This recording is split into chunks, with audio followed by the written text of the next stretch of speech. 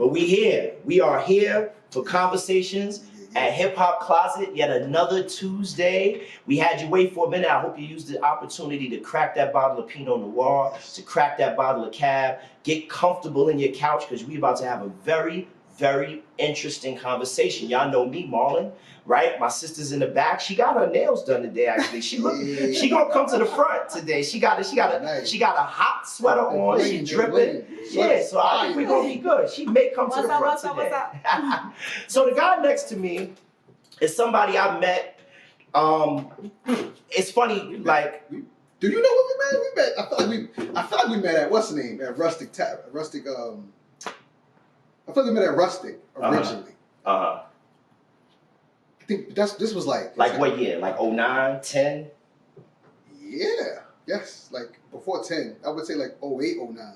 Right. And that's funny because what I was gonna say is like we met in like a few times in spaces that were like set aside. By the time you and I actually began like speaking and being cool, we had already kind of been in similar circles. That if you ask me, I don't fucking remember. I just remember you being around. You know what I'm saying? I mean, that's I assume Rusty because that's my earliest memory. Like, I mean, I used to always see you around. You know what I'm saying? Pretty lit gentleman. You know what I mean? Right. Likewise. You know what I'm saying? So like, it's so I think that's my earliest memory. Also, I smoke a lot of weed, so who knows? Likewise. You know what I'm saying? But that's my earliest memory. So that's what I give credit. That's what I attribute. The one thing that I'll say about you is that cheers, brother. Anywhere? Oh yeah, absolutely, absolutely. Cheers, cheers. Appreciate the invite, Hip Hop Closet.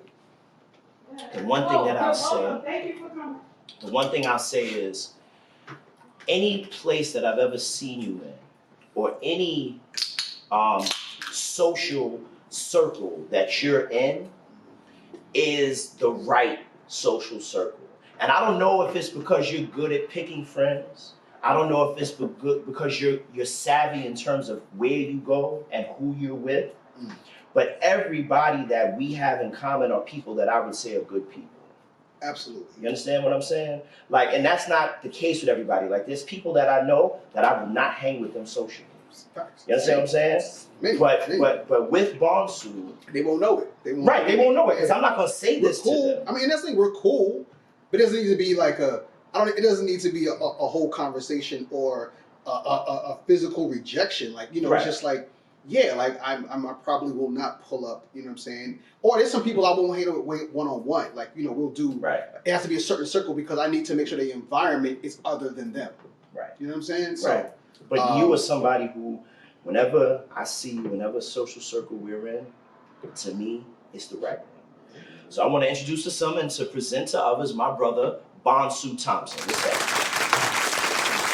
I'm good. This is interesting. This is good. This is interesting, brother, because you got Hard to Earn, which is, you guys are doing great work, man. Shout out to Torre, man. We want to get Torre on the spot, too. So we got to come up here. Yeah, I want to get into that, but really, just like all these interviews, I really want to start at the root.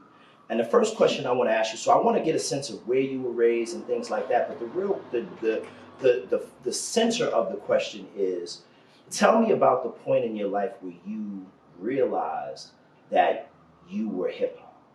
Wow, that I was hip hop. Yeah.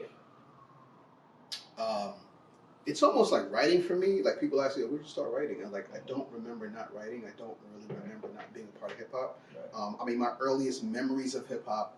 I remember the first time I saw him. Oh, not see, I saw. It's almost like meeting you, right? Like I couldn't tell you the exact pinpoint time we met, but my earliest memory of hip hop was like Decatur and Saratoga, and I remember like the dudes. Like I would always, it's like I'm a shorty, right? I'm a super shorty. I'm on the block in Bed-Stuy. I couldn't really leave the block, so all I had was Howard, which was kind of like calm at that time in the '80s, but like Saratoga was all action, right? Right. But I could only ride my bike to each corner, so I couldn't see the world yet. That was my world really. But also it was that and television.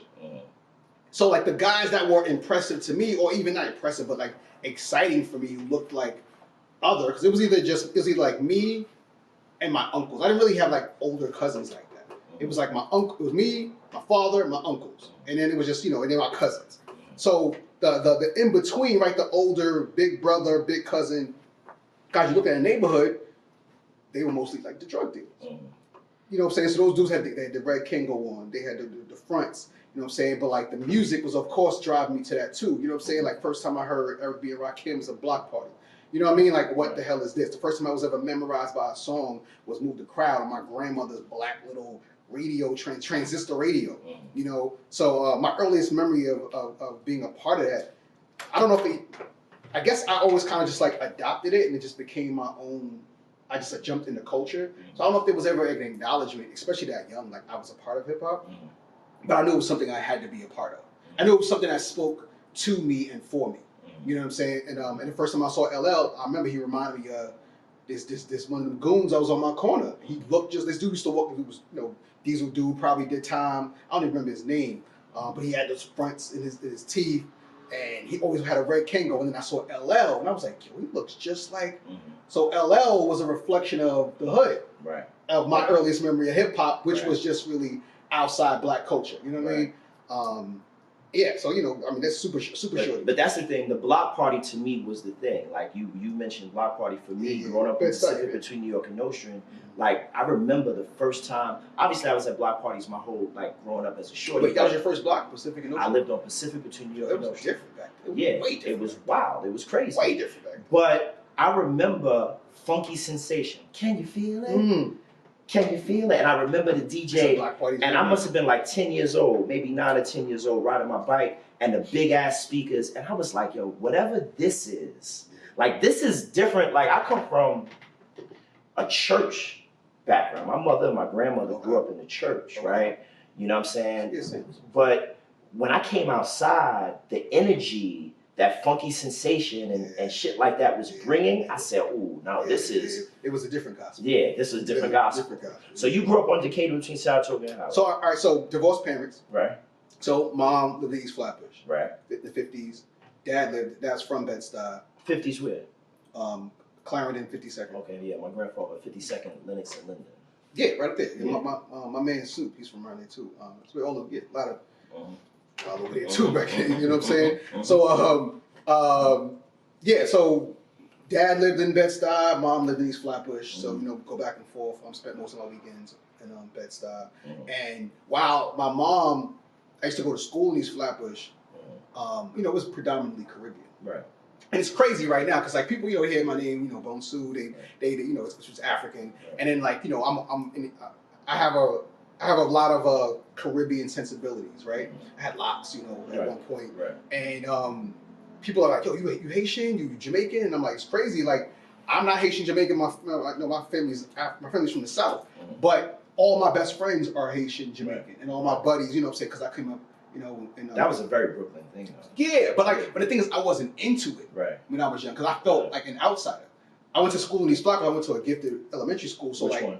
235, SOAR program. So everybody, but you know, most of my classmates were Caribbean, and I didn't feel like I really vibed with them until I went to Bed-Stuy, where everybody, mind you, Chris Rock's been directly across the street. Right. Yeah, we're gonna get into your essay directly. Yeah,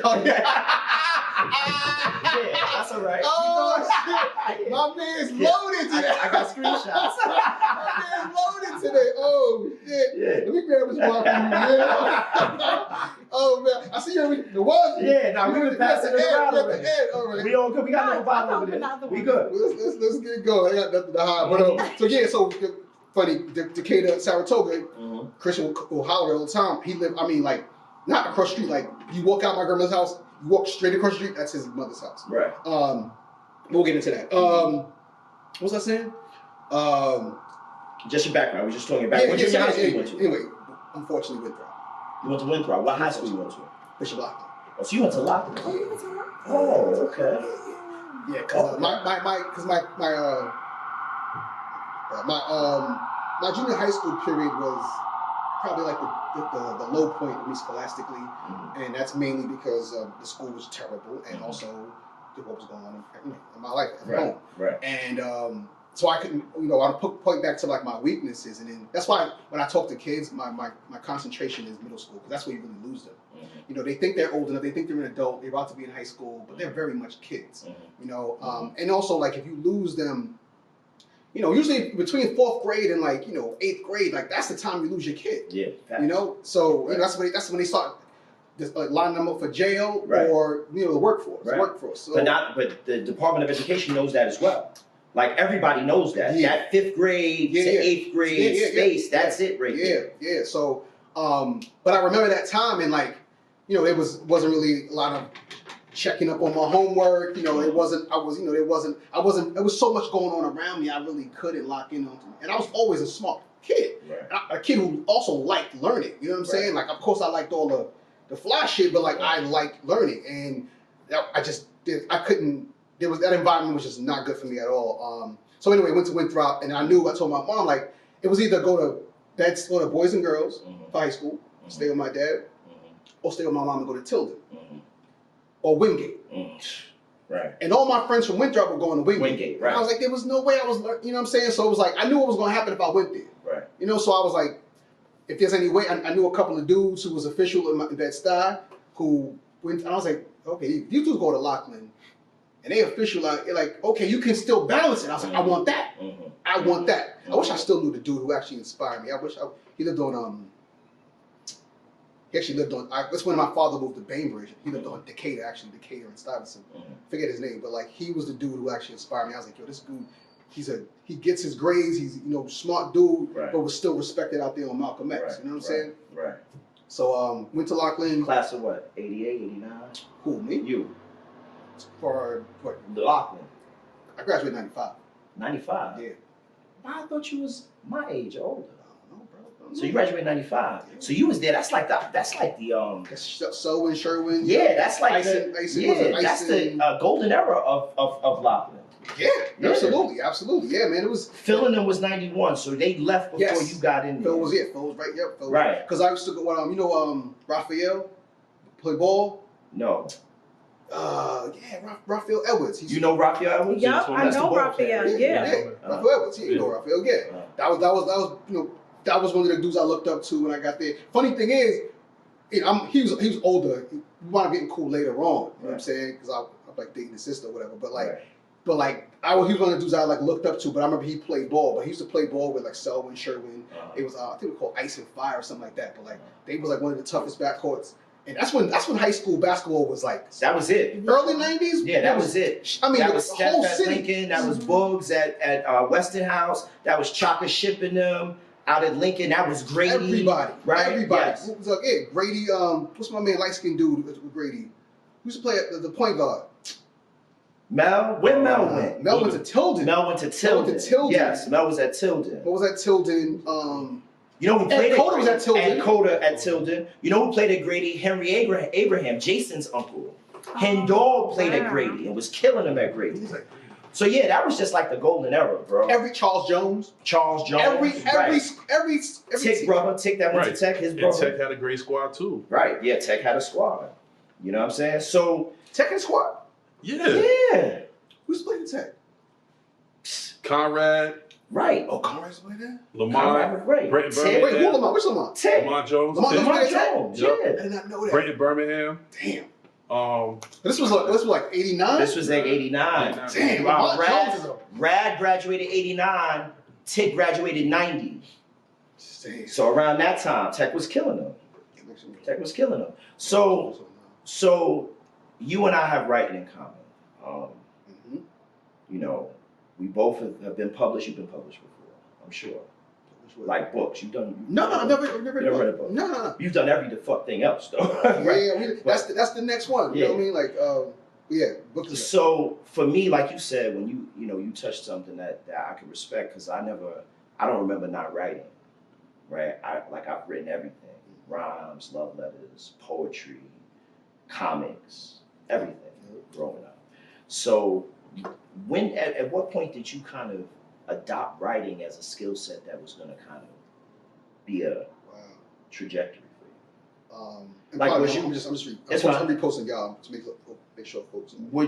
Did you like coming out of high school, you was like, yo, I'm gonna pursue it? Like at what point did you? So again, I've always been hip hop, man. Hip hop has always been the beacon for me, right? And so like I've always been attracted to journalism. My grandmother had all the Jet magazines, all the every like all of my grandmother was a educator, and you know voracious reader, and so like you know so always been into reading, always wanted to study, and I realized I never saw there was no reflection of me in media. Only thing I saw that was my color in media coming up was like Al Roker or Brian Gumbo, you know, and like you know, but I thought journalism meant that I had to either be in a newspaper or a newspaper writer or on TV. And I remember my mom saying like, you know, she's like, "Don't think you just be a newspaper writer." This is crazy. I'm like 10 years old. My mom's like, you know, you don't have a radio face. I'm like, it didn't hit me until years later. I was like, I don't know what the hell a radio face is, but I was like, okay, that's actually a compliment. Right, it's a compliment, right? Thanks, thanks, I'm 10 years old. Anyway, but yeah, so there was not a lot of reflection until we started seeing Source Magazine, Vibe Magazine, you know, rap pages, you know, Black Beat, you know, like when I started seeing like the music and the culture that I was into being documented through journalism, it opened me up like, oh, this is possible. There's things that I read in the New York Times or the Daily News. You can do that for actual hip hop. Like people actually want to hear articles, and so I was like, from day one, I collected every Right On, Black Beat magazine. Then that turned into like Source magazines and Vibe magazine. And then when it was time to go to college, I was like, all right, I want to go study journalism. Where'd you go? I went to Bishop. Went to Del State University. Oh, you went to Del State. First HBCU. First HBCU. First one going down south. First one. So I went there, and it was crazy because it was between New Paltz and Del State. Right. And thank God I chose. Thank God. And I have to give credit to my friends too, because one of my partners was there a year ahead, and he came home. He's from Brooklyn too. Came home and was like, "Yo, college is where it's at." Like, college is where it's at. And he wasn't talking about loan forgiveness or anything like that. He's just like, "Yo, college is where it's at." Right. And and so I'm like, okay, I want to check out the school he's talking about. Come to find out, it was the first HBCU. I learned they have a great journalism program. I didn't know Del State was the first. I thought Cheney was the first HBCU. Oh, going down. Yeah. Is Cheney HBCU? Yeah. Cheney's an HBCU. Really? Officially? City College, yeah. Google it. Yeah, we got Jay on the Google. Yeah, so you went to DSU. The Hornets, huh? Absolutely, Yeah. Hornets, yeah. Mm-hmm. Went there and I got the foundational education from Del State. Right. Del State was very much more of a social education. Right. As was Morgan. Yeah, it's funny because my mentor is the professor I know. I met him at Del State, but now he teaches at Morgan State, Dr. Capano. But yeah, went to Del State and completely fucked up my first 2 years, but had a blast while doing it. And then my mom's challenged me when I'm home from sophomore year, and she's like, maybe you can't make the honor roll, and she left it at that. I was like, and to this day, I don't know if that was on, because you never know with my mom, right? Because she would say some wild shit like that and keep it pushing. But then, she's also a very smart woman and knows her son, so she could be knowing the buttons to push. But I was like, how dare you? So, of course, as soon as I went back, I was on honor roll. And I graduated with like a 3.6, you know what I'm saying? So yeah, and then, but at the same time, though, before I even graduated, I got an internship at Harris Publications, which happened to be the publishing company for my two favorite magazines at the time, which was Double XL magazine and Slam magazine. So it was a dream come true, man. Wow, Yeah, they actually offered me a job before I went back to my senior year, but I couldn't. I didn't want to get killed by my mom. Right. She wanted, my grandmother, like they wanted to see me graduate. Right. Are you kidding me? Like, I think I was the only cousin that graduated. Yeah, I was the only one of my grandmother's grandchildren that graduated college. At that point, yeah. Right. And it was a lot of that. It's funny that you mentioned that because in our generation, we were still the first of a lot of stuff like that, like first college graduate. I forgot about that. Yeah. Right, yeah. It was. Absolutely. So you come home, you're interning at Harris. Yeah, summer of '98. Now this is the era where journalism and hip hop were being held accountable for what they wrote, right? So you had, people knew where the source was, people knew where Double XL was, people knew where the vibe was, and journalists really were being held accountable in all types of ways. Like I'm not just speaking from a standpoint of Ghostface Killer running up on you and like doing X, Y, and Z, but I'm saying like in its totality, because the concept of urban journalism was still so new that the people that were enthusiasts of the culture had their hand on the. I remember It was handled with care. They were like, nah, like this is precious to us, right? And we're gonna curate this and man this and protect it. And I wish the same passion was sustainable. I wish that passion was sustainable because while it's always like technology is a gift and a curse, just like corporations are a gift and a curse, right? While corporations help hip hop music and help rappers get more money and help the music grow, they also dilute a lot of shit and also funded a lot of detrimental trends in Black and brown communities. But not to fast forward from what you're saying. But yes, initially it was a beautiful time, man. Like they take it extremely serious. The Bones Malones, the Dream Hamptons, the Kiana Mayo. In Crown Heights, and shout to Kiana. In Crown Heights on St. John's between Notion and New York, that's where Star had a roundaway connections. Right? So Star used to put out this like newspaper almost called Roundaway Connections. But even at that time, and I'm talking 97, 98, Star was still who he was, who you know him to be, right? So like I remember, an antagonist. I remember dudes used to go to Roundaway Connections, like they used to have to lock the doors because of shit that Star has said. So coming up, what was your first job? And like when you said, okay, I'm a journalist, what was that? That was Double XL. Double XL. My internship wound up being a paid internship. Right. And again, got offered a job to not go back to school. I chose to go back for my senior year. I'll credit Dennis Page, who was the head of the head publisher of Harris. He was like, "You're good and you're young. There will be a job here when you come home." Unfortunately, when I came home, they were in a bidding war to sell Double XL, so they couldn't enter the hire freeze. Right. But it was good because I got to hustle that summer. Right. Vibe.com was a new thing. Right. You know what I'm saying? Like .coms were a new thing, so like I got to like write record reviews and get a little money here and there. You know what I'm saying? Like I'm just selling weed at the time. You know what I mean? Like so like to get like a legit check off of a talent that my parents don't even understand. Like my parents didn't understand. Like, what do you got a job like talking about reporting on rappers, talking about rap music? Like, are you cursing all the time? Like they didn't get it. Conceptualize. Then when you read some of this stuff, right, and it's like I was so raw when I got on, right? And I was so raw when I got on, like super New York, super Brooklyn, but I had the sensibilities of the journalistic sensibilities, so they loved it. Like that's how me and Elliot got tight because he's like, yo, this dude. He knows all the music. He got all the Stretch Bobbito tapes. He knows all of the underground soul before anybody knows him. He's very much ingrained in the culture. Plus, I was outside. Right. You know what I'm saying? But at the same time, I had writing talent. Right. So it was like, Rolling Stone named me their hot interviewer in 2001. And I am to the point where I was so naive to the process. They called me and asked if they could interview me. And I was like, I'll think about it.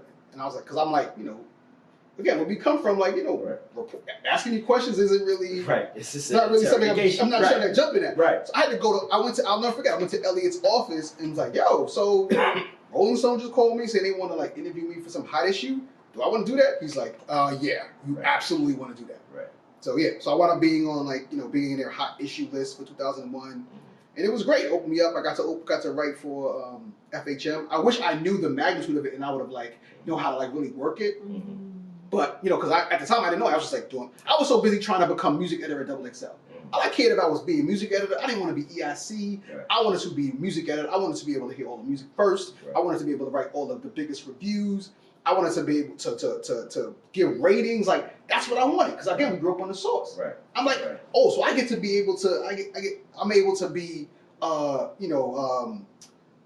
Wilson, who was at the source giving out mics. I'm able to be Selwyn Hines. Like, I want to give out the ratings for these albums. I want to be a gatekeeper, and it eventually happened. But I was so focused on that, I kind of missed out on opening up my celebrity in the publishing world as a young with Rolling Stone. So I didn't get into the publishing realm, like into publications, until 2015, 2006. It was after Milk River. Like I took a job as culture editor for Heart and Soul magazine. Okay. Right? And I always wanted to ask someone who was in the game in the 90s and early 2000s about how, from an interviewer standpoint, you connected with talent. Because one of the things 15, 16, at this point, everything is digital.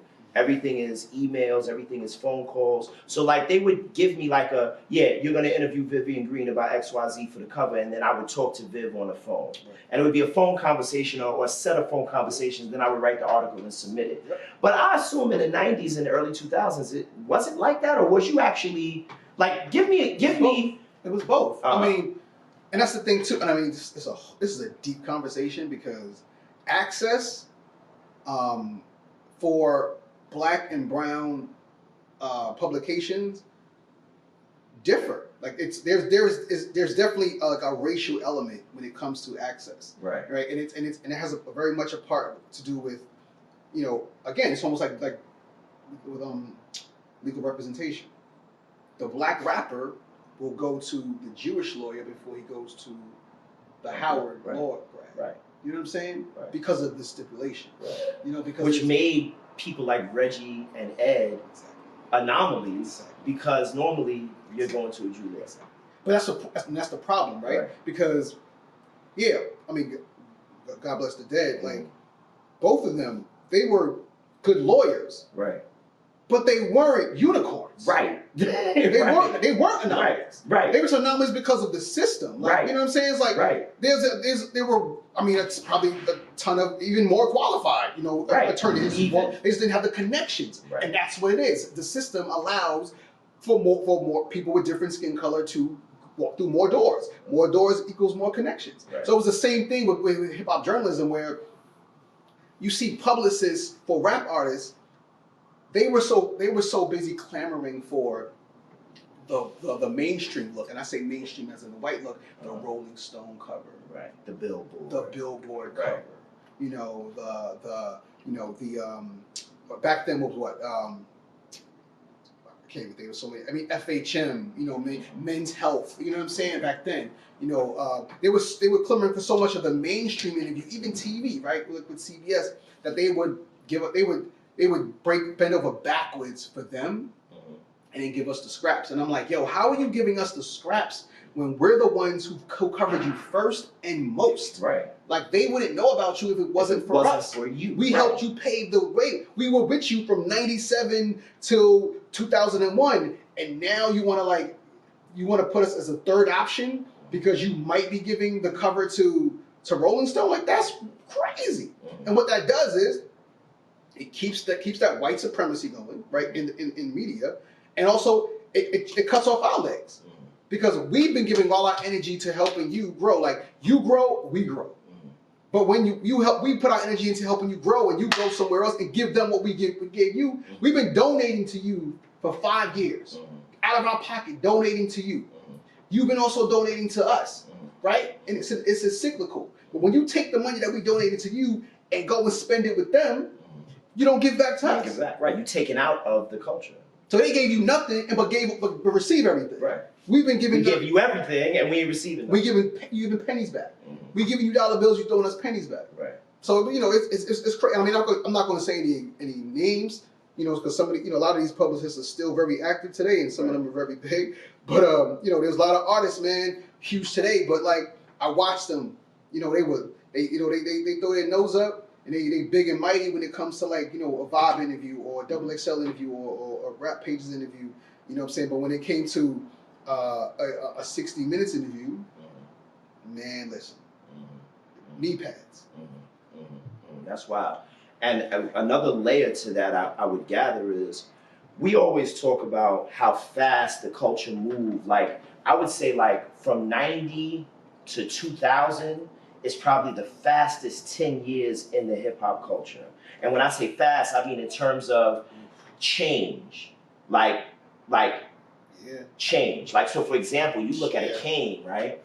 In 86 to 99 is crazy. It's crazy. Think about it, right? Right. 90 is like 90 is still Just Ice. It's on the tail end of like the Juice Crew beef. It's like De La Soul, 3 Feet High and Rising is 89. 100 miles and running. Right. People Instinctive Travels is like 91. Step into the arena. 99 is Breathe and stop. right. right. You know what I'm saying? Right. Get your mind right. Black Mommy, get your mind yeah, right. yeah, Right. yeah, Whoa, yeah, right? Yeah. So that time period was probably the fastest 10 years. I always be telling people, like, I use Kane as a barometer because in 86, Kane was the man. Yeah. In 91, Kane was corny. With the purple suit, after the Naomi and Madonna shoe, Played himself, man. he was done. 5 years. Right? 5 years. He killed the Juice soundtrack. That was it. Right, but that was it. And that was like 91. That was 91. Right? So you were in a industry that supported the culture that was moving so fast. Did you ever feel like you couldn't, or not you personally, but you as a entity, a brand entity, your magazine that you were working with, couldn't really keep up with how fast this thing was moving? Like, did you feel the speed is what I want to know. Because I was always, like, it's like I was always on a boat. You Right. never feel how fast it's going on the boat. You never feel how fast the boat is going. Right. That boat is out. Right. You know what I'm saying? Like, you Right. never feel it. I was always on the boat. I was Right. always at the pulse of it. Right. And that's my North Star. That was Right. always my North Star. That's Right. always how I was able to, like even where I was, you know, I lacked, maybe this journalist was a little more academic than me. You know what I'm saying? Right. Maybe this person was a little more technical than me. You know what I'm saying? The point is, it's like I was always at the pulse of everything you're trying to cover. Mm-hmm. So, like, okay, maybe you can link the Ralph Ellison or the James Baldwin references quicker than me at that time. Mm-hmm. At that time. Mm-hmm. But at that time. But cool. But at the same time, I can tell you exactly what that's about. I can give you the references of where they're coming from, because it comes from the earth. Mm-hmm. And I say the earth is in, like, outside, Right. that curve. Right. That's where it's coming from. Right. So I'm telling you what Guru means. I'm telling you what that, you know, when Pac was in that Uptown Anthem video, right? He all right down, right? Mhm. That wasn't about the Bloods game. Mhm. That was because the college basketball and hip hop fashion was colliding. Right. So It he was started- wearing UNLV. Right. head to toe, Right. jacket, hat. Right. But y'all didn't see that coming. Right. Y'all didn't see what that was. Mhm. That's not a gang thing. Mhm. That's a cultural thing. That's a cultural explosion that's on the rise. But it's about to hit you in 2 years, but you can't see it right now. You're not gonna get it until Allen Iverson comes in the league, and that's 95. Right. But this is 91, 91, 92, Right. 91, When 92. Augment and LJ and them cats played my in like goodness. 90. Yeah. Greg Anthony and them cats. I just wrote a piece about that for this magazine called Ring, Mhm. about how the greatest college basketball team ever was the blackest black basketball team. That was them. 90 UNLV. B. Absolutely. And the thing is, people don't even, that's not because of what they were just doing on the court. Like, yeah, flat tops, you know, LJ had the part, you know, Anderson Hunt had the gold chains, Right. you know, Stacey Augmon hung out with Crips, it was Right. whatever. He had the half moon in his head. Right. All of that, right? Greg Anthony, all of that. But I'm talking about, but they were super black because they won the championship. They were busting everybody's ass, blowing them out, while they were being oppressed by their own employee. Right. So employer. Like the NCAA was shitting on them at every stop. Mm-hmm. So Mm-hmm. anyway, Give me some- that's just a culture. Something they can't see is what I'm saying. Like that lens and being able to see that stuff Right. is what got me over. And it's funny, you wrote that, you know, I'm interested to read that because you had the Fab Five that came after UNLV, and I feel like the Fab Five was really oppressed because of UNLV. But see, the thing is, Fab Five always gets the credit for being the Right, antithesis. and they weren't. UNLV was first. Right. UNLV, not only was UNLV first, they actually won a chip. They actually won a chip. By beating Duke. Right. Who was the Who was the post- whitest. The whitest. Right. The whitest and the blue. Plus Grand Hill. The whitest. The whitest. According to Jalen Rose. The whitest. So run down your resume. Like, so you was at Double XL. I was at Double XL Right. until Double XL. Because we never talked this shit. Like, I'm interested. Never. Yeah, we never had I was like, yeah, this actually makes sense. Yeah. Like, but yeah, I was at Double XL from '99 until I left in 2006 because I wanted to like, the office shit wasn't for me. I wanted to explore, some other entrepreneurial endeavors. And then, at the same time, I left Double XL but kept my contract with them. And then I was like, doing freelance work for like Vibe magazine. Excuse me. Other magazines like, even what's the Penthouse? I did like an Ice Cube feature story. You was in porn? I wasn't in porn. I did an Ice Cube feature. I was in hip hop. But see, that's the thing. That's what I'm talking about. Like about when in 2001 when I got that Rolling Stone look, I didn't maximize because I understand the landscape. But when I left Double XL and I was like, kind of like, I wasn't a free agent because I still had contracts, but I wasn't exclusive. Right. But I had a name in hip hop as like a hip hop guy. So when they were looking for people who weren't attached, who weren't chained down to do whether it's Ice Cube, whatever. Right. It was there. Penthouse, who paid great. You know what I'm saying? I was like, Caucasian money. Right. That Larry Hughes or whatever. Eggs, yeah, all of that. Larry Flint. Melvin Flint. Melvin Flint. Yeah. all that. All of it. Wow, okay. Yeah, so like, and then, became like, then I became EIC The Source in 2010.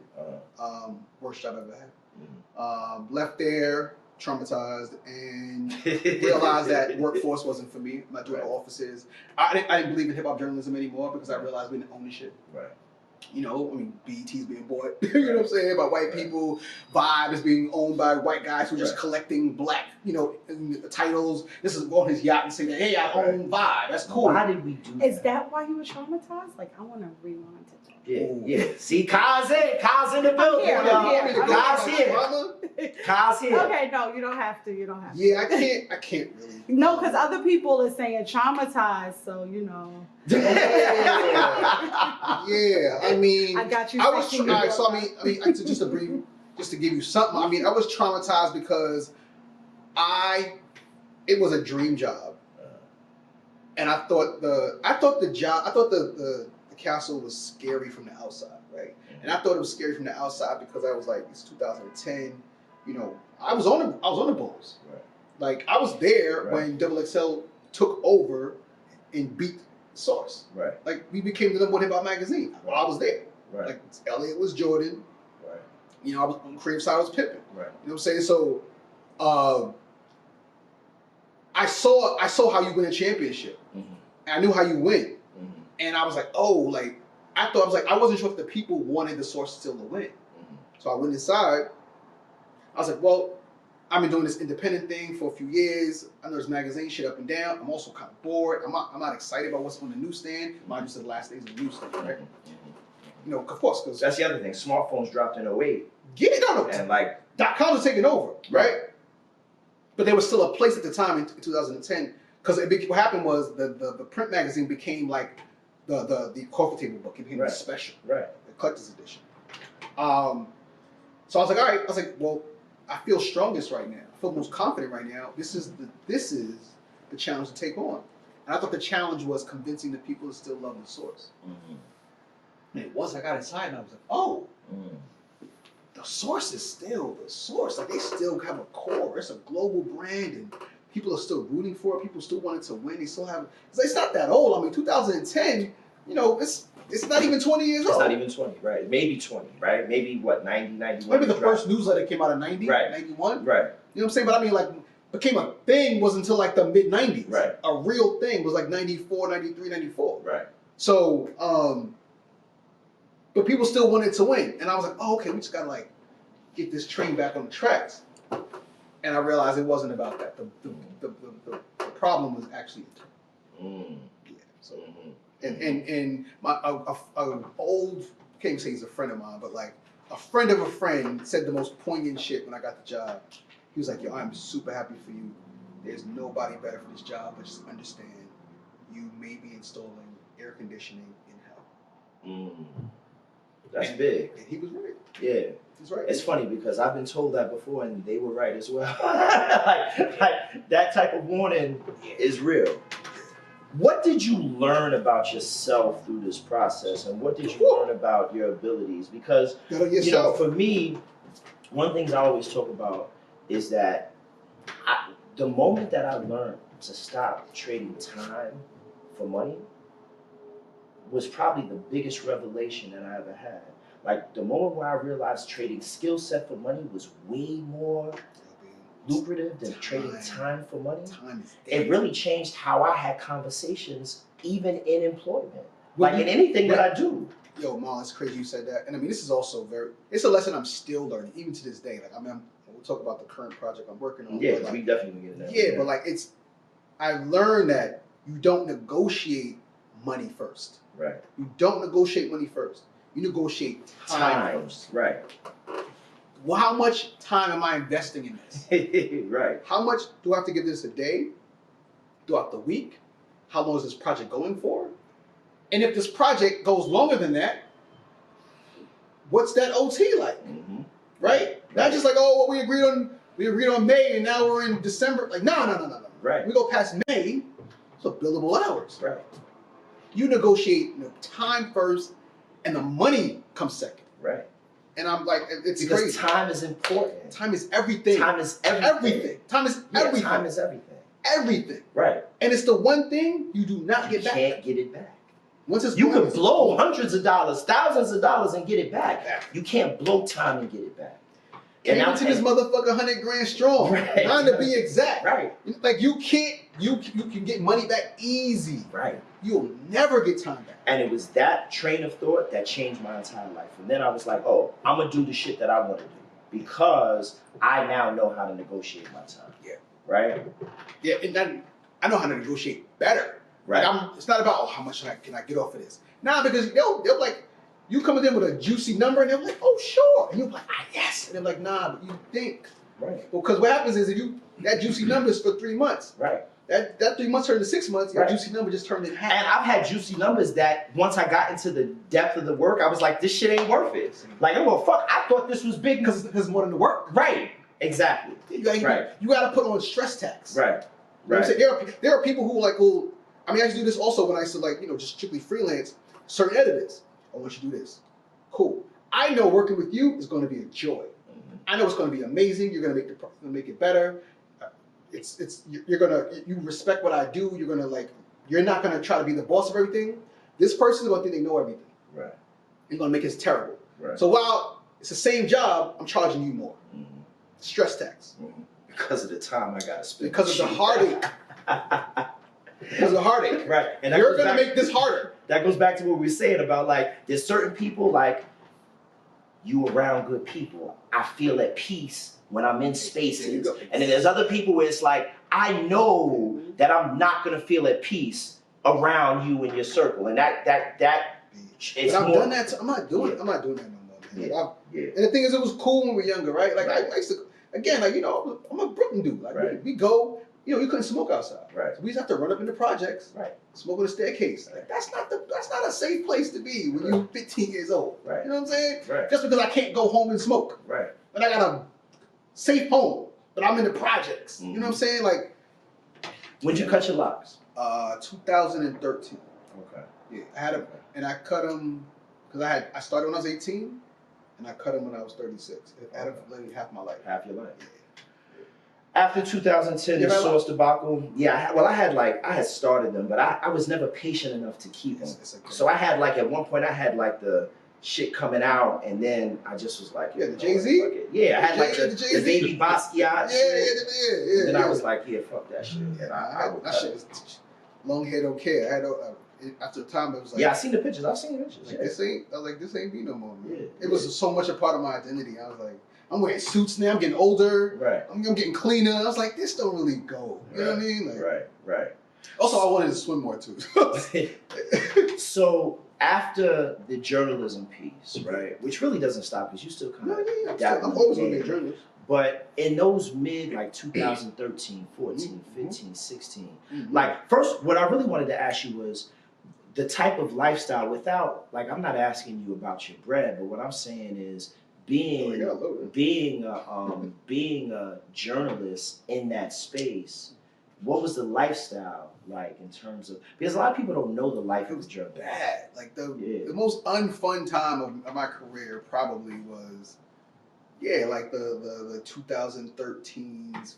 Because I mean, I had a name in that field, so like I was still trying to get money. Like I'm doing like Jet Magazine cover stories.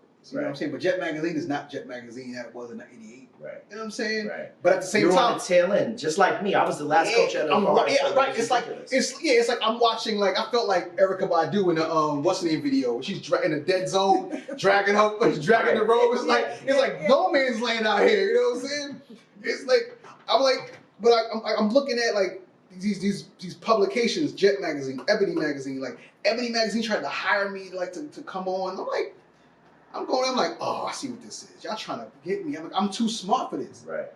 Right. Yes, I would love the fucking check right now, but like, again, Tom, this is going to be way worse than what you're offering. Right. The check sounds good, but the work is gonna make that check devalue. Right. Right. So like, I hated that time, man. I'm watching people play themselves. Right.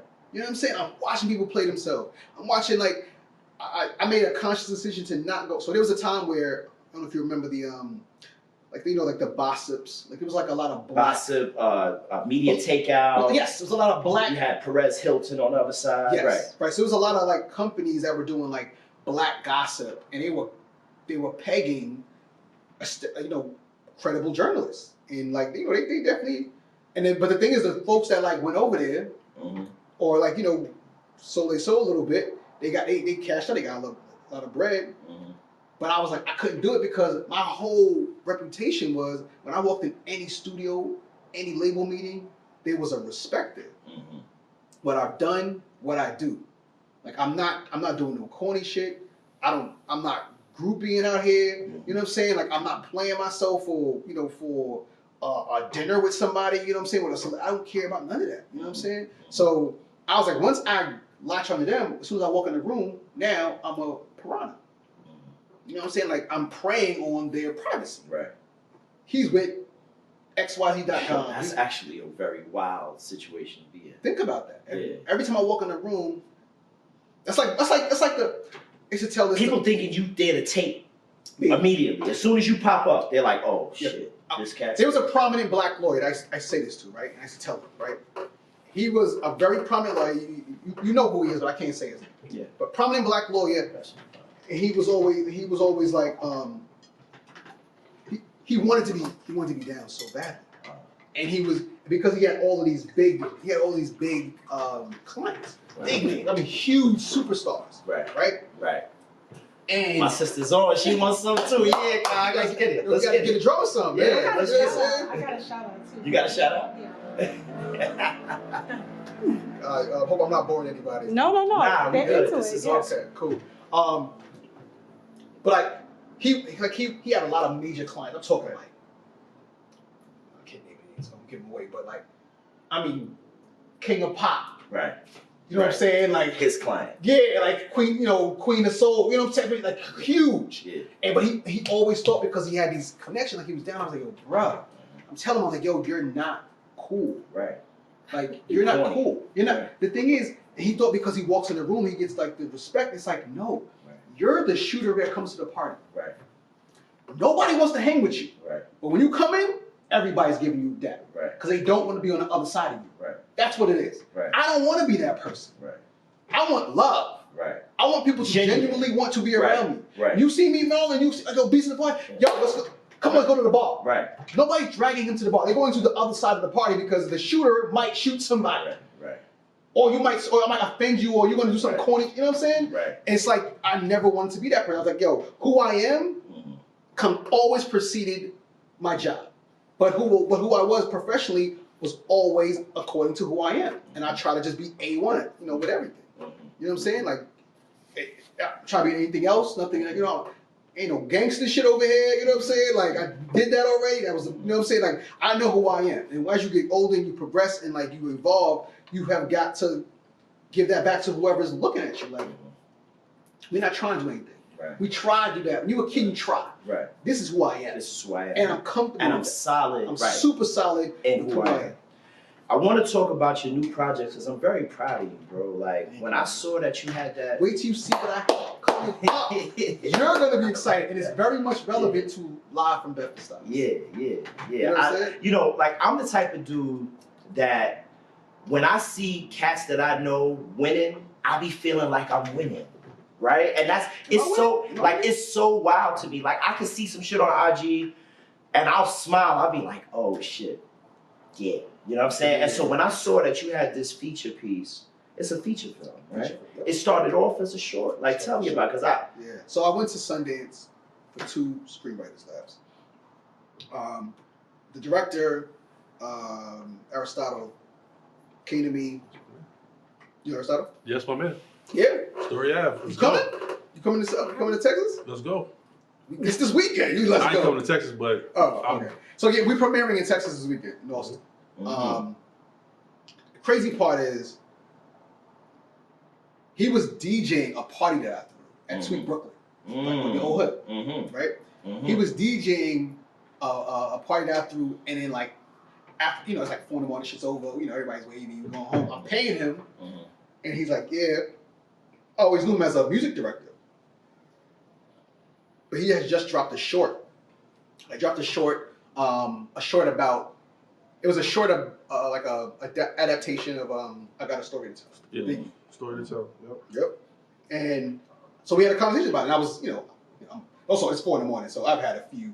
So I'm, there's no chaser, literally no chaser with what. So I'm like, yo, look, thought this was dope. Thought we could work on this, and it was the writing. I thought the writing could have some. So he's like, yo, I got a story. I think that I think you want to fuck with. I'd love to connect with you on some writing shit. And we were cool, but we weren't like close. And we just started writing this story. Like, first day we were just like, oh, we got something. And it was basically about, we wrote a short film about a teenager who robs a train conductor on a platform. It's literally, there was a train station in South Bronx called Story Ave. It's no longer Story Ave, but it used to be. And the kid robs the train conductor walks away. Comes back and be like, look, you took my wallet. If you're robbing me in the middle of the night in South Bronx, you probably need more than a couple $100 in my wallet. If you have a conversation with me, a meal with me, I'll double the money. So we wrote a short film about that. It's only 2 scenes. Aristotle was very much, he's way more advanced in the film world than me. I'm just a writer. So but I've always been good with dialogue. So like, we sat down, we wrote this. We tried to actually write a feature film at first. We didn't know what the fuck we were doing. We were just all over the pool, swimming in different directions. Then he's like, we got the structure, we got the elements of a good film here. Like, let's just make this, let's condense this and make this a short. I'm like, bet, it's even better. Then, like 20 pages, tight. We liked it. He's like, let's just, we can maybe submit this to the film festival for shorts. First film festival that we submitted to, we won. Manhattan Film Festival. Wow. First one we won. Wow. Yeah. Right, that's crazy. Yeah, Manhattan Film Festival. It was crazy. It was very cool, And so then we went on like this short film circuit, and I realized the politics of it. Because then we would go to these festivals, and I'm like, yo, how are we not winning? Like, these aren't better than our film. And I was like, okay, I get it. I get it. It's super political, right? Anyway, serendipitously, one of this I think it's Mike, one of the was really big DP. He's doing amazing shit. Mike, I think it's Mike.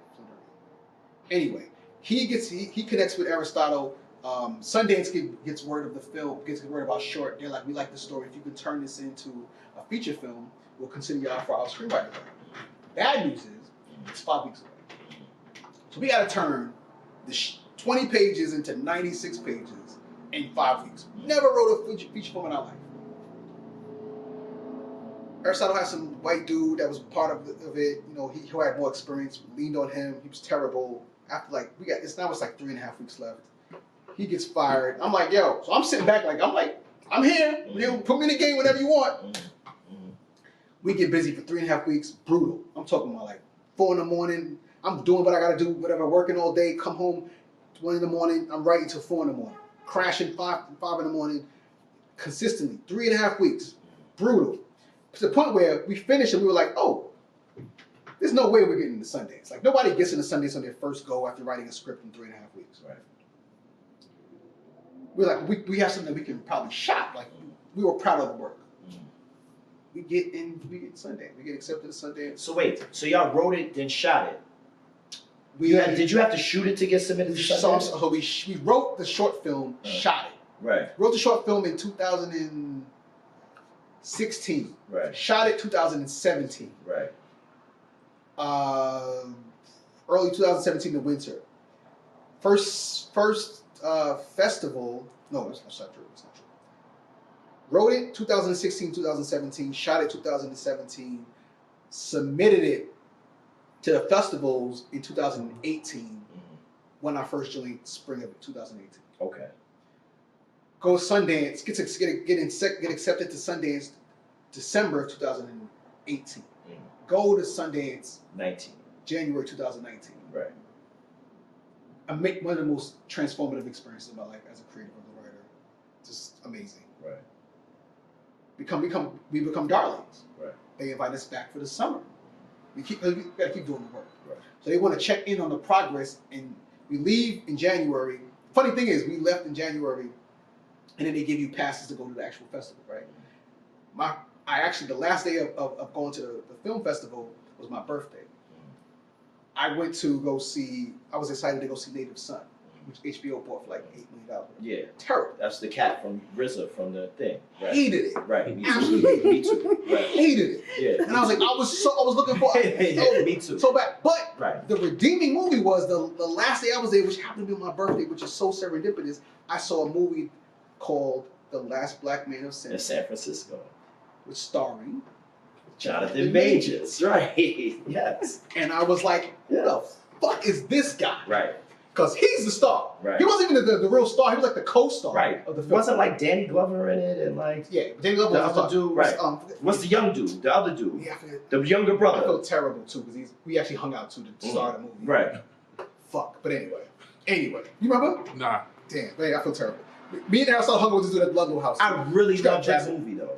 Love that Yeah, movie. I really loved it. Love that movie. Yeah, it had a white director who was best friends with the leading actor. Uh-huh. Anyway, I'm like, who the fuck is this guy? Jonathan Majors. I'm like, okay, he's gonna be a star. Come to find out, my main man winds up being his groomer. He gets me on the set of Lovecraft Country.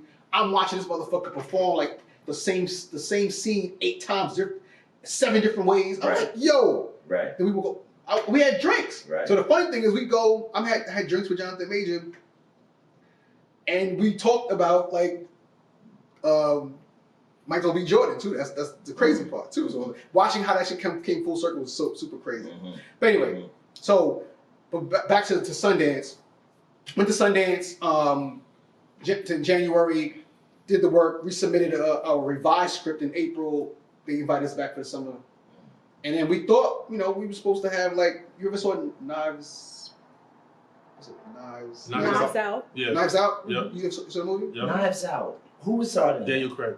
Yes, Knives Out. Yes. Everybody started. Yes. Yeah, That's I what everybody. feel like there was a lot of With Janelle Monáe and That's all the the Onion. things in it. That's the No, Onion. that's the the sequel. second one. That's the sequel. Oh, okay. Original. Oh, okay. The I don't original think I came saw out in the original. 2019, I think. Uh, But anyway, they were the writer director of that was gonna give us a deal, and then the pandemic happened. right.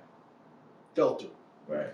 So then we kind of like me and ourselves kind of like separated. He was still working on it because he's a producer on it as well. Right. I'm just the writer. So we go back and forth, tweaking shit, blah blah blah blah. Anyway, fast forward, Jamie Foxx becomes producer of the film. He shot it last summer, and he's shooting Story Ave, and I'm directing 8 series visual podcast with Angie Martinez Mm-hmm. on the last 18 months of Vicky's life. Yeah, you got that. I Yeah. saw that as well. Yeah, so it was supposed to be dropping March 25th, Right. but now it's going to be moved to May. Yo, I'm gonna be honest with you. When I saw that, I was like, yo, how the fuck when did he do that? Cause like summer. I see Bonsu outside. Like, when is he doing that? But that's an amazing. I don't have a job, bro. I Right. I work when people are sleeping. So Yeah, Bonsu has. Is it a podcast or a documentary? Which one? The Biggie? The Biggie. Biggie is Explain the Biggie shit. okay. So it's called Iconic Records, season 1. Right. And so what happens is Warner Brothers Music, they own the catalog Life After Death. They have a studio, WMX, where they do creative things that supports the catalog. Right. Of course, normally the catalog division of Warner Brothers, they've only focused on, you know, the white bands, the Beatles, the Guns N' Roses, you know, Led Zeppelin, all that shit. They're starting to now recognize us as having iconic albums.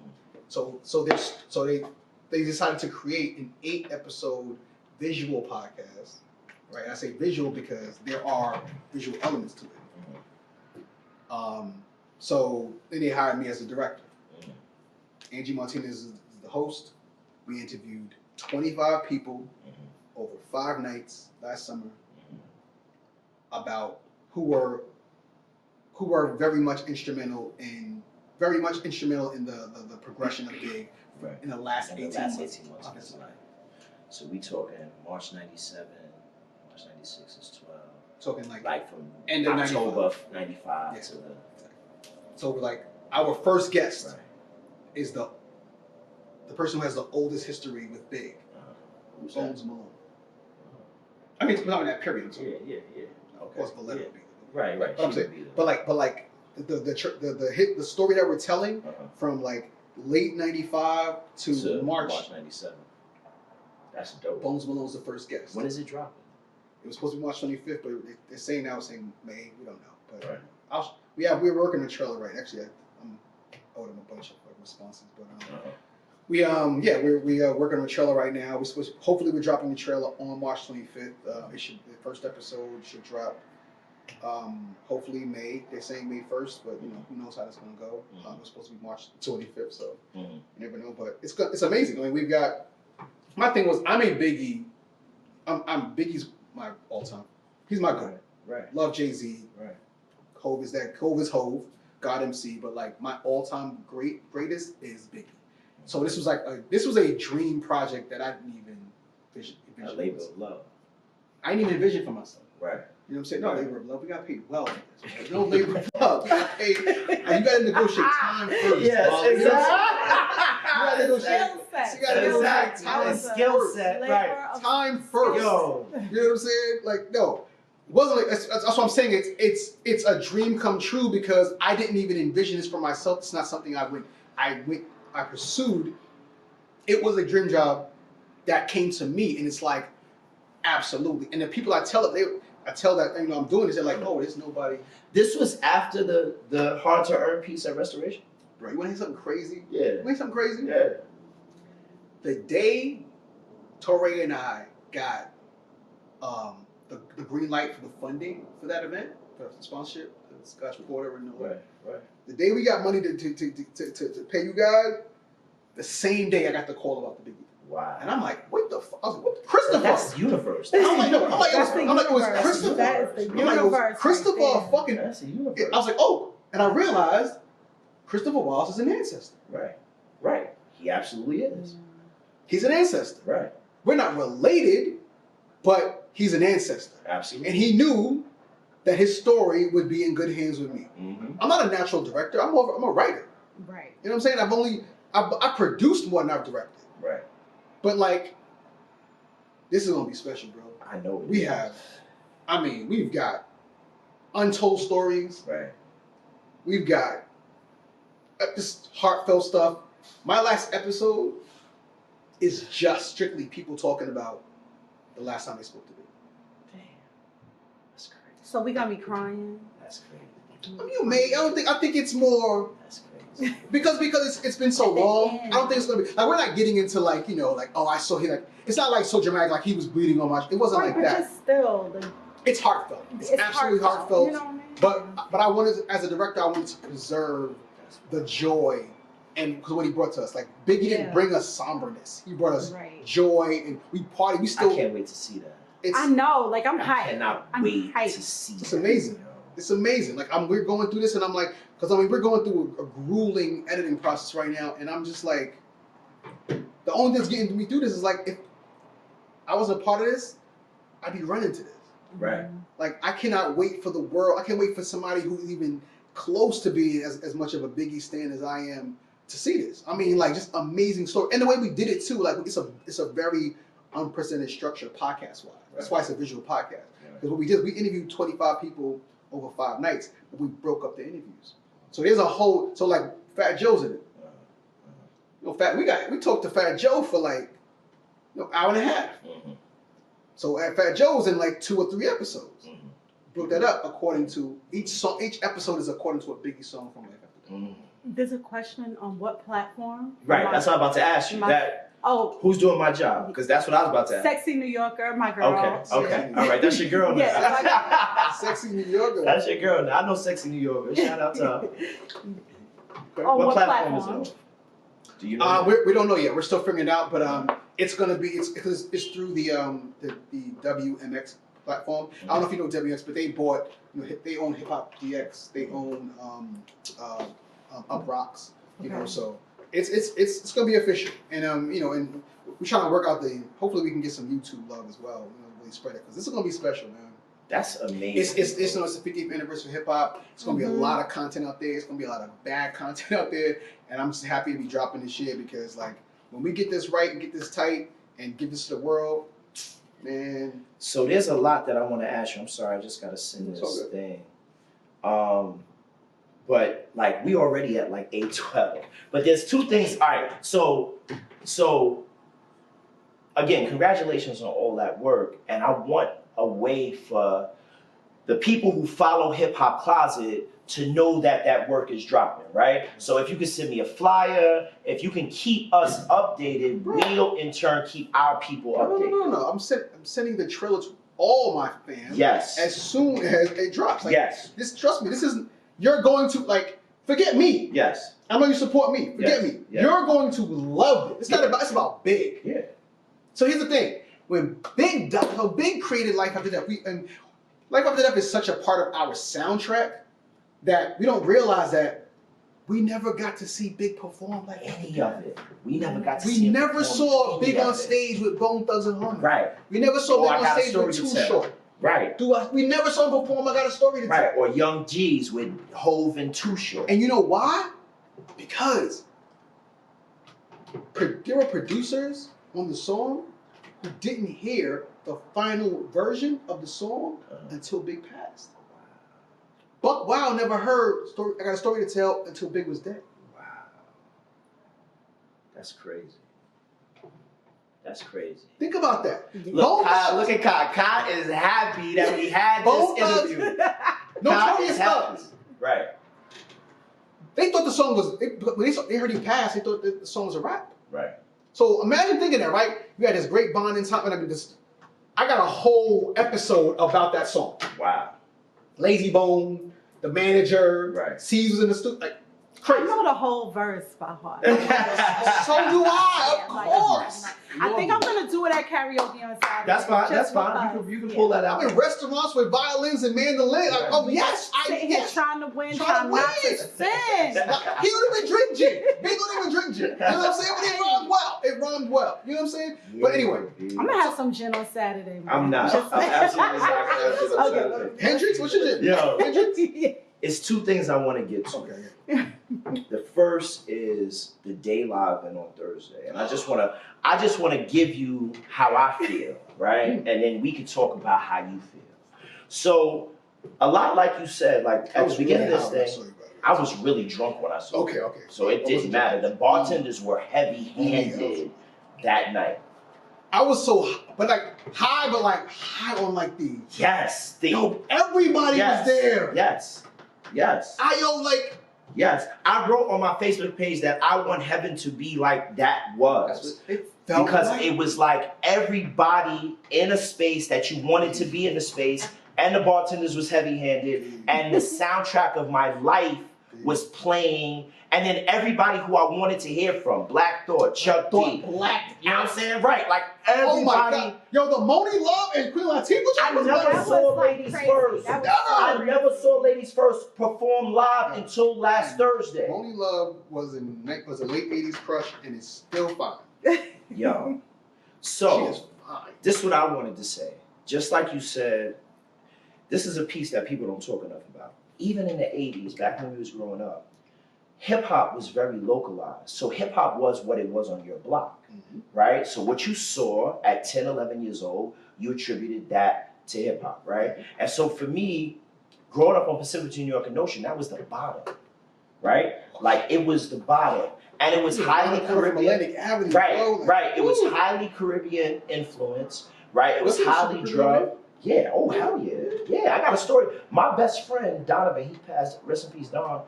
His father, I learned everything about lovers rock and reggae from Pacific Street. Like literally, his father was a selector. We would go to his crib at 13, he's letting us drink Dragon Style. And he's just playing everything. Papa Michigan, Little John. And I'm watching, and I'm going in the crib drunk and falling asleep on the couch. My mother's ready to fuck me up. Right? But when De La dropped in '89, De La spoke to me in a way that nothing else was speaking to me at the time, right? I was a smart kid. I was a bit of a nerd. I was cool, but I wasn't drug dealer cool. I wasn't I didn't have the aesthetic, the gold chains, the Gucci loafers. That wasn't me. I was broke, right? So when De La dropped, I remember being 13, 14 years old and just being in my room and just listening to 3 Feet High and Rising. I had the whole tape. I remember listening to one side, turning it over, listening to the other side, right? So they are part of, and I wrote something about this when I was saying their creativity enhanced my DNA. They created a lane that I flourished in, right? I was talking to my barber today about me going off the block and like going into the village or chilling in Fort Greene at the time because I lived in Crown Heights. And then I would come back to the block and the block dudes would be like, niggas that was on the block would just be on the block. And like, yo, son, what you doing? Like, yeah, you know what I mean? Like, what was you doing in the village? Like, fuck is you doing? They don't know that we wildin' over there. They have no idea because they never leave the block. And so De La Soul helped me to leave the block with confidence. De La Soul helped you expand your world. Exactly. And I knew immediately that certain groups minimize the hip hop experience. Even at 13, 14. Hip hop groups, black. Right. They minimized the experience because it was just on their block. It was just in their neighborhood. And I'm telling you that I was rocking in the world even at 14 years old. Fucking, what was the name of that spot, kid? Not Urban Outfit, is the other spot. I can't think of the name of it. In the village. I used to go shop and get my Jabros from there. I can't think of the name now. But spots like that, I was going to get fresh. Going up the hill, right? Yes. To the left, right? I can't if you walk up the hill, go to the left. It's called. I'm not gonna get it, but I know you're talking about. They got my the name is funny. It's like 2 names, but whatever. But I don't know what you're talking about. But I know you don't remember. We don't know. Yeah, we just don't remember the name because it's been 40 years. I mean, now I'm gonna. But I'll be obsessed with finding that name now. But coming on Thursday night and having everybody there and experiencing, knowing what De La went through from a business standpoint, knowing that Dave passed away before this thing happened, and then being able to be in a space with everybody who I love and care for and respect, and to listen to Saturdays, and to listen to Ladies First, and listen to Tariq blow off, listen to Break of Dawn, perform Break of Dawn, right, and then to hear Chappelle do the countdown, the balloons drop, and then to be able to go home and the next morning to be able to, I woke up at like 6:30 in the morning and just start streaming. 3 Feet High and Rising, threw it on my. Same, yeah. I just started going. It wasn't 6:30. And the music felt like me. You know what I realized? You know what it was? It was like seeing one of your your favorite cousins. Right. You haven't seen him in a while. Right. Like, and he know you when you was 13. Right. Like, but you haven't seen him in a few years. Right. It's like it feels like home. You know what I realized? I never ran to their catalog. I've never run to their catalog. I did today. I did 5 miles today. I ran to their catalog. Shout out to Jamaica and Amazon Music. Shout out to Jamaica that got us in the building, and threw us lovely. Yeah. But I want to talk to you about your experience because, like you said, when I saw you, we both was ripped. We was like, "Yo, what up? What's good?" I couldn't even stay upstairs. I came upstairs just to see because I knew my peoples were upstairs. Right. I was like, okay, of course. First person I saw, I was like, I made my rounds. I'm like, I saw my peoples. I went back downstairs because I was like, I'm a fan tonight. I went downstairs too. I'm a fan tonight. Right. I stayed downstairs. I was in front of that stage, smoking my shit, drinking my tequila, like vibing.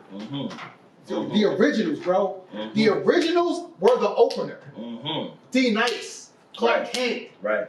Yo, but Rich went crazy. Right. Wow. Wow. Anyway, Wow. anyway. Stretch. Shout to Stretch. Stretch went crazy too. Shout to Stretch. Stretch was Because I actually got in because of Stretch. Oh, really?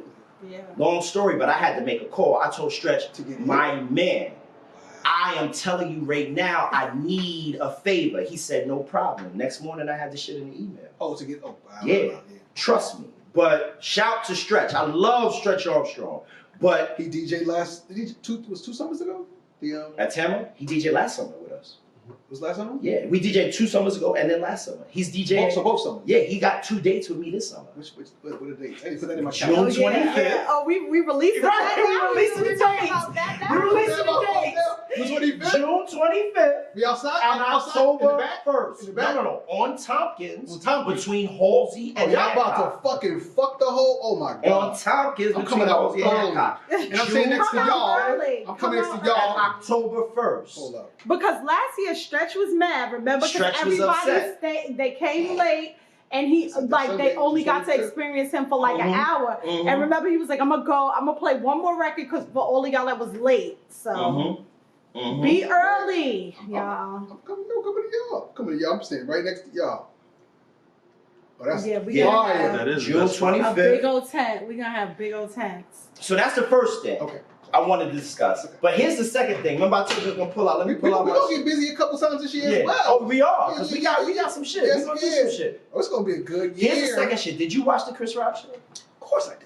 All right, so this is what you wrote. I love the rhetorical question though. But go ahead. This is Go ahead, what do you your wrote. thing, bro. This is what you wrote. Did I watch the Chris Oh, Rock?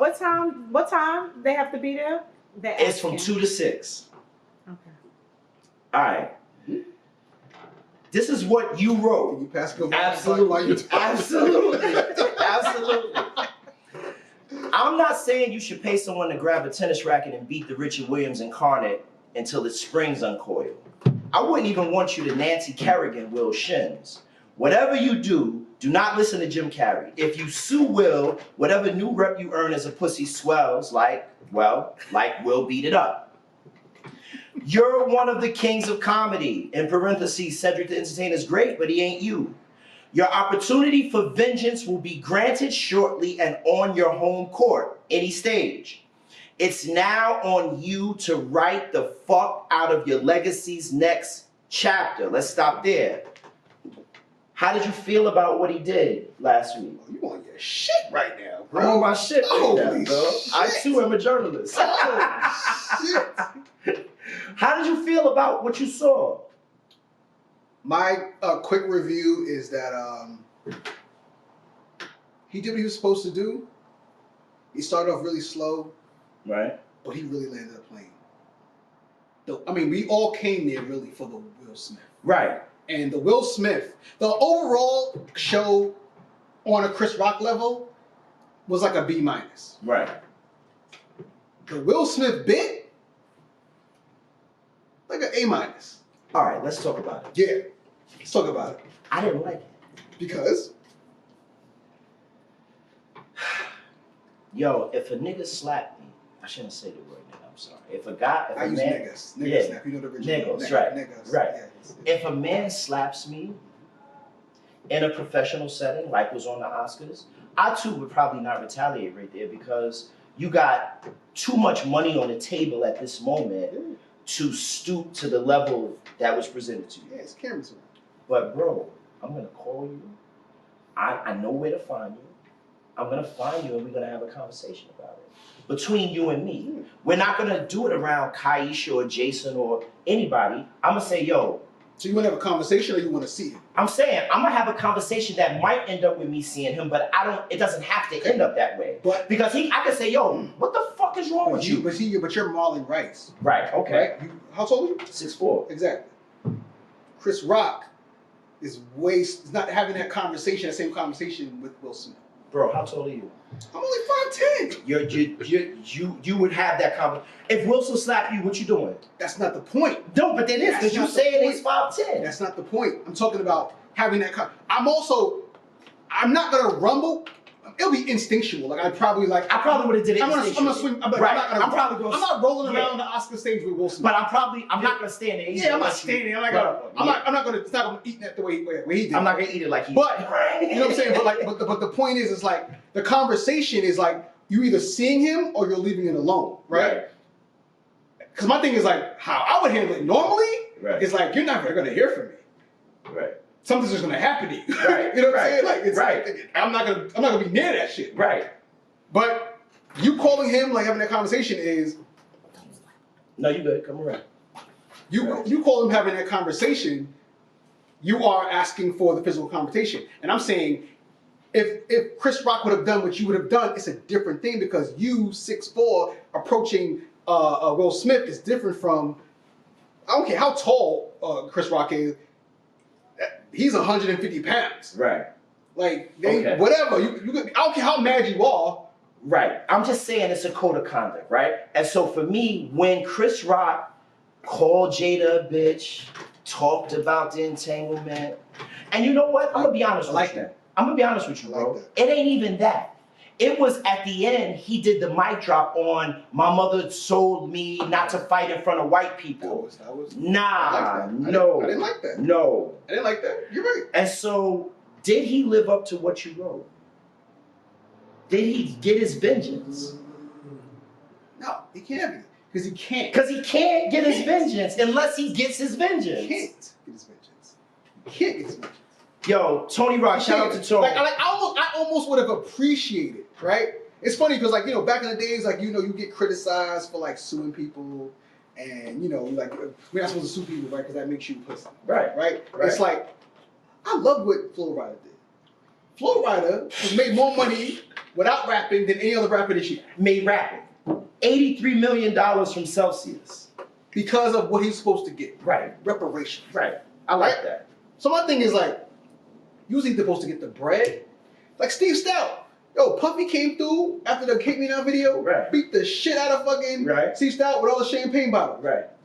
And Puffy had to come off that paper. Right. And Steve Stout took that paper and put that shit into who he is today. Correct. That's what I respect now. The real gangster shit. So my point is, did he live up to it? No, complaining and whining and dissing his girl and telling her shit we already knew. Nah, B, you still are the dude who got smacked. Right. You also told us shit that we already know. Right. We know Will Smith is corny. Right. We know he did a pussy move. Right. If fucking Dwayne Johnson made that same joke, Will Smith would have fucking stapled himself to that fucking shit. Absolutely. He did it because he thought you was pussy. And to me, you ain't proved no different with how you acted Saturday night. But also, Chris Rock is not saying he's not pussy. He never said that. You're right. He never said that. He never said it. In fact, he said, yo, look at me, look at Will. I'm not fighting him. He said that. He said that. And I'm saying, I give you points for that. I respect that way more than somebody out here fronting. He's like, yo, this person dissed him. They called him a bitch. He said that shit 800. I love that shit. Called him a bitch. Breakfast Club called you a bitch. Angela, he called you a bitch. He said Charlamagne called you a bitch. The Breakfast called you Charlamagne and Breakfast Club, same thing. Called you a bitch. Everybody called you a bitch. Yo, my favorite thing was everybody's been cheated on. Nobody gets interviewed by the person who fucking cheated on you. That was I love that shit. Yo, you know what I said when I was listening? I said, yo, if I was Will Smith, I would take his head off. Next time I saw him, I would take his head off. I would take his head. Yo, I ain't see. Let me tell you something. You know what? Will Smith has not posted on IG since that happened. That's not true. He posted today? He posted for a minute. I didn't see it. He did an acceptance speech about the dude. The whole bit about the white guy spitting on him on emancipation. Yeah. He posted about that first. That's how people knew about it. But that was before the thing. I'm saying since. Since Chris Rock. He shouted out Creed. He did yes, that's what it was. That was the post. Shout out Creed. No, that was the post. He tried to deflect. It's like, we don't care about the boxing reviews, my guy. We're talking about slapping, not punching. Right. Slap. He was probably asked to do that too. Shout us out. Right, shout us out. I paid for that shit. Yeah. Yo, I don't know where this leaves us. I don't know where this. Like, I'm confused. Like, I'm not gonna lie to you. Look, look, full transparency. I'm not a Chris Rock fan. I feel like Chris Rock is mediocre. I don't see him as a king of comedy. Wait a minute. I'm not a Chris Rock fan. Pause. You always felt like this? Yes. Always. Yes. Wait, the 2000 and the I've always felt like this. Let me tell you something. Okay. I feel like Chris Rock. Chris Rock has he was flirting with GOAT until fucking Dave Chappelle. not ever to me. Not ever to me. What? Not ever to me. I feel like I love black people, but I hate niggas. yeah, that's not funny to me. If we could stop gun violence by making every bullet cost $5,000. Like, are you what? It's also not funny to me. Sexy Look, New Yorker is saying that someone writes for Chris. And she Everybody- also said that he how did does it Sexy because- New Yorker know so much? Wanda Sykes fights for Chris. She also Everybody said that he writes did it everybody. because he Everybody writes knew he everybody. wasn't gonna. But Paul let Wall me, wrote but for Richard hold on. Pryor. Let me qualify what Marlon I'm saying. Wayans said nobody writes for him. Who? Right, Marlon Wayans. Marlon Wayans. That's why he's not that That funny. he's not that funny. That's why. Right. Let me qualify what I'm saying though, I didn't even Bonsu. say that. I always thought Chris Rock was intellectual. Super. Right? I don't like his delivery. I do not like his delivery. It's a little Bojangles. Yeah, I It's a do little not like his Bojangles. delivery. Somebody said he And panders to white people. And that's the other thing. Chris Rock has always pandered. Listen, I come from a Richard He's also Pryor. shit on white people. Like, what do you mean? I He's come always shit from on white Richard Pryor, Eddie Murphy, right? I like raunchy. Nobody panders to white people more than Eddie Murphy. Now, not delirious. Are you talking about? He did Elvis impressions, Jackie Gleason impressions. He didn't call him out for being racist. But that's at the time They when love that impressions shit. was the shit. Hamina. He did a gay joke about Jackie Gleason. He did. You're right. What are you talking about? You're right. So I don't Hail really, Rocky. Like he did all that shit, man. I don't really rock with Chris Rock's delivery. That's my issue. Okay, I don't like that's how he fair. sounds, That's right? fair. But I feel Tahiri like with he's. love agrees with you. Thank you, Tahiri. Shout out to Tahiri. I don't. Damn, but, Harry. but I don't.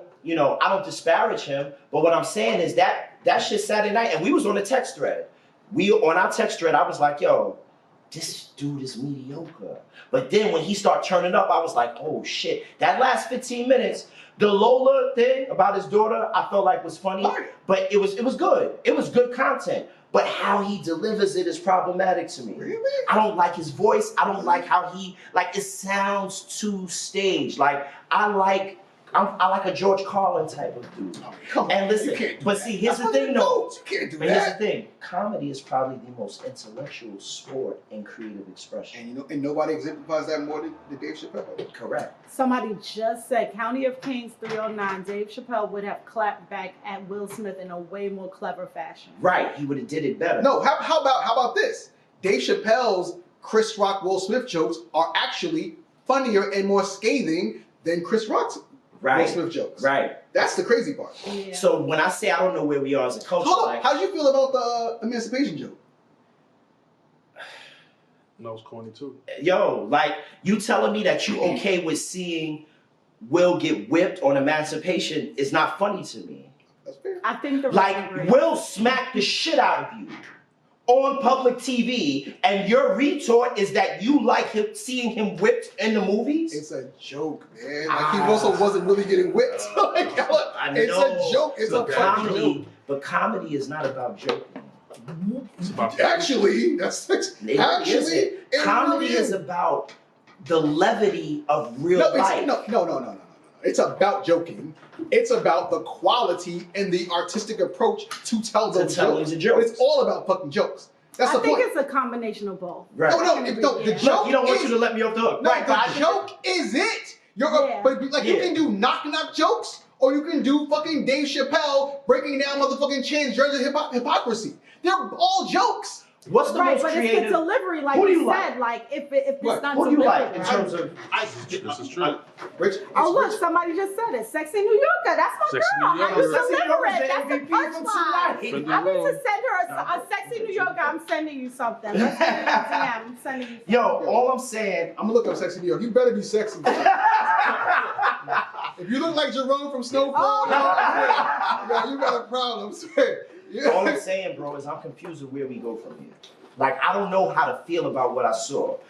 Even though I feel like he was upset, but I didn't like the kowtowing to white subjugation. Like I didn't like that. Like you don't drop the mic talking about you don't fight in front of white people. You trying to show solidarity. I get it, but after calling a black woman a bitch, after talking about you like seeing They were this black cat. bitches. They were black bitches. I know, bro, but what I'm saying is, bitches, if we're white talking bitches, solidarity, black bitches. I agree with you. No, solidarity is for the A1 folks, which is why you appreciate me being up here and I appreciate being with you. Right. Solidarity. Right. And we just said there are people that we don't fucking hang with. Right. That's not solidarity. They're Right. not allowed into the solidarity. So Jada Pinkett, Jada Pinkett is not A1 because she fucked August?